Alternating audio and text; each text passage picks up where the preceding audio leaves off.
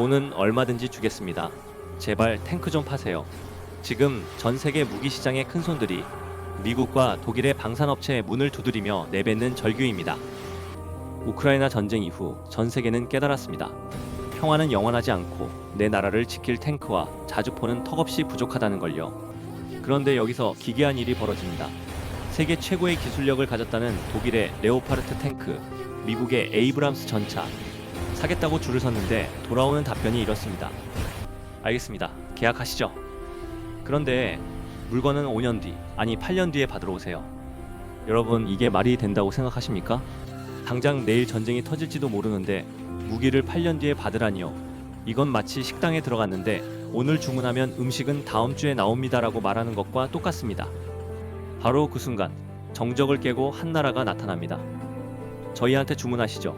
그 탱크 지금 당장 배에 실어 보내겠습니다. 전 세계가 비웃었습니다. 미국도 5년 걸리는 걸 너희가 무슨 수로. 그런데 결과는 어땠을까요? 폴란드가 한국의 K2 흑표 전차와 K9 자주포 계약서에 도장을 찍은 지 정확히 102일 만에 폴란드군에 즉시 실전 배치될 초도 물량의 한국산 탱크들이 폴란드 항구에 상륙했습니다. 폴란드 대통령이 직접 항구까지 달려나와 탱크를 어루만지며 감격하는 장면은 전 세계 방산 시장에 핵폭탄급 충격을 던졌습니다. 미국 언론은 이 완화는 속도를 보고 이렇게 불렀습니다. 방산 시장의 아마존, 전쟁터의 쿠팡 로켓 배송. 대체 한국은 어떻게 남들은 8년 걸릴 일을 단 100일 만에 해내는 걸까요? 우리가 무기를 편의점 재고처럼 쌓아두기라도 한 걸까요? 아니면 한국 공장에는 잠도 안 자고 탱크를 찍어내는 로봇이라도 살고 있는 걸까요? 오늘 여러분께 보여드릴 이야기는 단순한 국뽕 이야기가 아닙니다. 이건 전 세계 강대국들이 장인 정신이라는 환상에 빠져 제조업의 근육을 잃어버릴 때 한국이 어떻게 상시 가동 라인이라는 미친 도박에 사활을 걸었는지에 대한 처절한 생존 기록입니다. 천문학적인 판돈이 오가는 글로벌 무기 시장에서 한국이 어떻게 세계 군사 강국들의 자존심을 무너뜨리고 최후의 승자가 되었는지 그 충격적인 이면을 지금 바로 공개합니다. 자, 다시 그 절박한 현장으로 가봅시다. 폴란드의 국방부 장관이 유럽의 방산 강국인 독일을 찾아갑니다. 우리 국경 바로 옆에서 전쟁이 터졌습니다. 당장 탱크 100대만 파세요. 돈은 부르는 대로 주겠습니다. 상식적으로는 네, 여기 있습니다 하고 팔아야 하죠. 그런데 독일의 대답은 충격적이었습니다. 좋습니다. 그런데 공장 라인 다시 깔고 부품 수급하려면 지금부터 8년 기다리셔야 합니다. 여러분, 8년입니다. 아이가 초등학교 입학해서 졸업할 때쯤 탱크를 준다는 겁니다. 왜 이런 말도 안 되는 일이 벌어진 걸까요? 독일이나 미국이 기술이 없어서일까요? 아닙니다. 그들은 너무나 똑똑한 효율성의 함정에 빠졌기 때문입니다. 냉전이 끝나고 평화가 길어지자 유럽 국가들은 계산기를 두드리기 시작했습니다. 전쟁도 안 나는데 왜 비싼 유지비 들여서 탱크 공장을 매일 돌려야 하지? 일단 문 닫자. 주문 들어오면 그때 장인들 다시 불러서 만들면 되잖아. 그들은 무기를 찍어내는 제품이 아니라 한 땀 한 땀 만드는 명품 시계처럼 취급하기 시작했습니다. 주문이 들어오면 그제야 부품 업체에 전화 돌리고 은퇴한 기술자들 다시 부르고 라인 먼지 닦는 데만 수년이 걸리는 구조가 된 거죠. 그런데 그 시각 지구 반대편 한국은 정반대의 길을 걷고 있었습니다. 한국은 전 세계에서 보기 드물게 지난 70년간 단 한순간도 공장 라인을 멈춘 적이 없는 나라입니다. 왜냐고요? 우리는 휴전 국가니까요.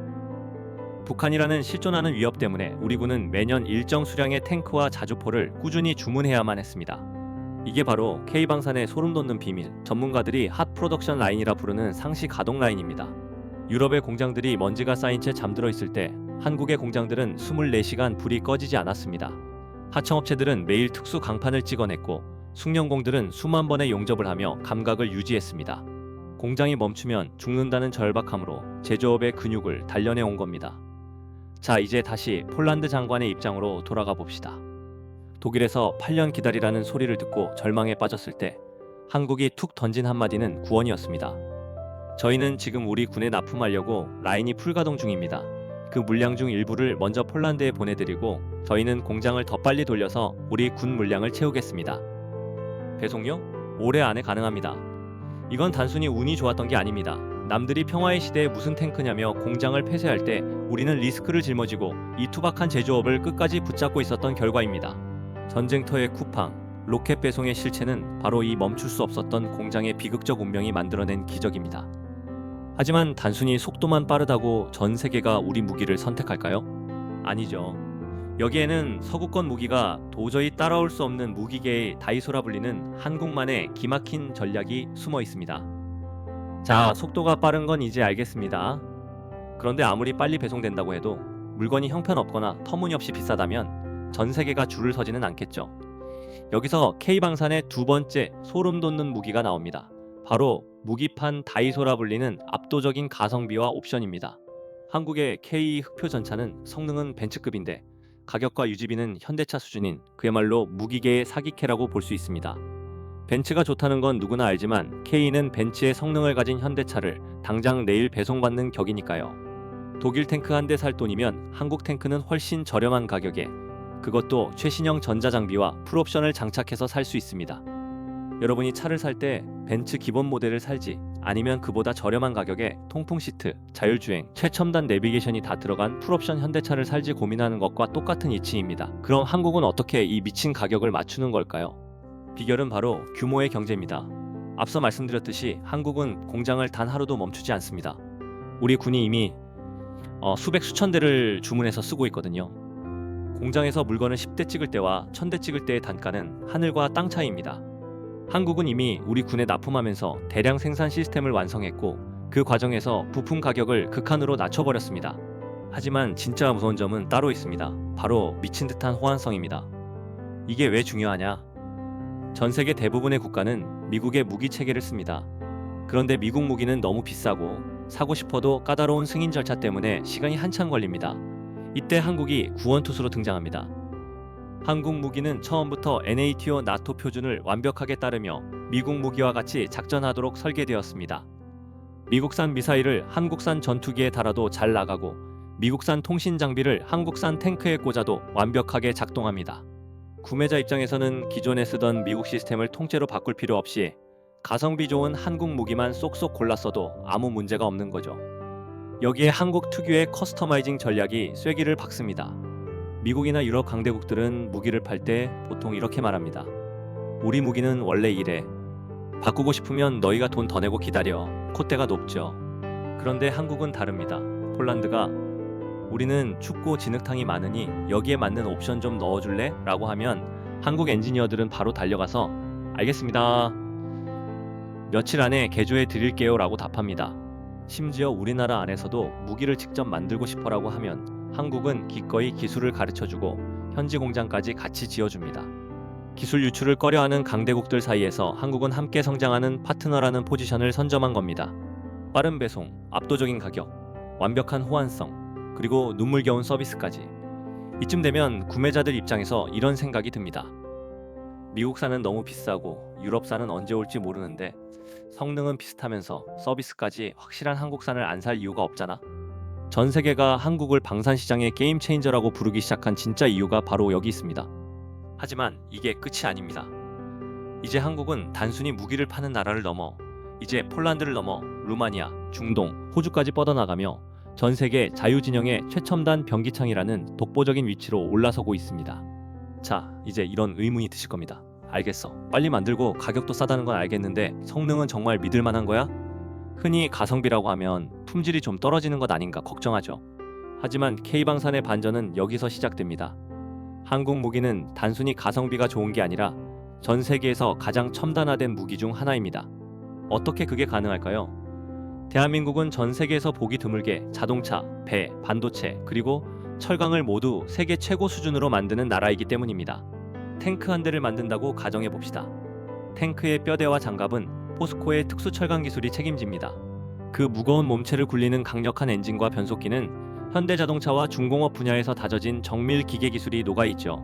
그리고 적을 먼저 찾아내고 정밀 조준하는 눈과 두뇌는 삼성과 SK가 선도하는 세계 최고의 IT 반도체 기술이 담당합니다. 이건 다른 나라는 도저히 흉내낼 수 없는 한국만의 산업 융합입니다. 미국은 IT는 최고지만 제조업이 늙었고 유럽은 장인 정신은 좋지만 IT 전환이 느립니다.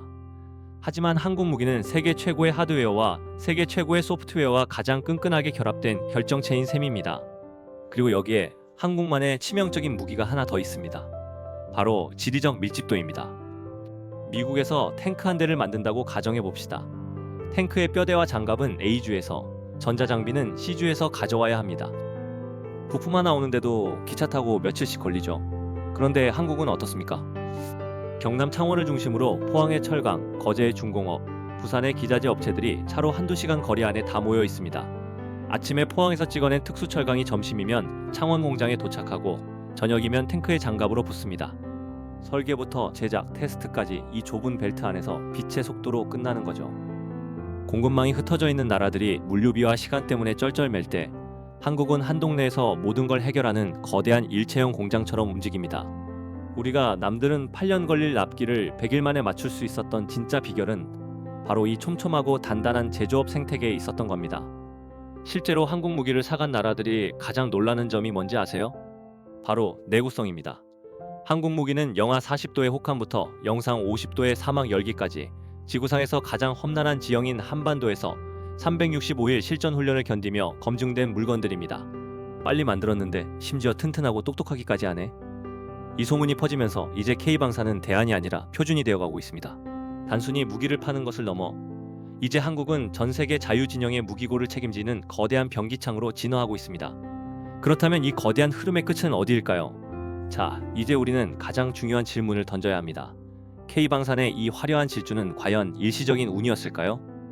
어쩌면 지난 수십 년간 평화의 시대에 기름때에 묻혀가며 탱크와 자주포를 만드는 것은 바보 같은 짓이었을지도 모릅니다. 강대국들이 똑똑한 계산기를 두드리며 금융과 소프트웨어로 떠날 때 우리는 그 돈 안 되는 제조업을 끝까지 붙잡고 있었으니까요. 하지만 세상이 바뀌었습니다. 평화가 깨지고 다시 물리적인 힘이 지배하는 시대가 오자 전 세계는 경악하며 깨달았습니다. 화려한 금융지표보다 더 무서운 건 지금 당장 우리 국경을 지켜줄 진짜 탱크를 찍어낼 수 있는 공장의 유무라는 것을 말입니다. 미국과 유럽이 잃어버린 그 투박한 제조업의 근육, 한국은 그 근육을 단 한 번도 쉬지 않고 단련해 왔습니다. 그리고 이제 한국은 단순히 무기를 파는 나라를 넘어 전 세계 자유진영의 무기고를 책임지는 자유의 방패라는 독보적인 위치에 올라섰습니다. 2026년 오늘 K방사는 우리에게 두 가지 진실을 말해줍니다. 첫째, 제조업은 낡은 산업이 아니라 국가의 생존을 결정짓는 가장 강력한 무기라는 것. 둘째, 남들이 비웃을 때도 묵묵히 자리를 지킨 사람들의 땀방울은 결국 시대를 지배하는 국력으로 돌아온다는 사실입니다. 우리가 만든 탱크가 폴란드의 벌판을 달리고 우리가 만든 자주포가 전 세계의 하늘을 가를 때 그것은 단순한 기계의 이동이 아닙니다. 대한민국의 신뢰가 그리고 우리의 생존 전략이 전 세계의 표준이 되고 있다는 증거입니다. 여러분은 어떻게 생각하시나요? 한국의 이 거침없는 질주가 전 세계 방산 시장의 지도를 영원히 바꿀 수 있을까요? 오늘 궁금한 경제학 K방산의 충격적인 이면은 여기까지입니다. 여러분의 소중한 생각을 댓글로 남겨주세요. 구독과 좋아요는 대한민국 산업의 진짜 가치를 세상에 알리는 가장 큰 힘이 됩니다. 시청해주셔서 감사합니다.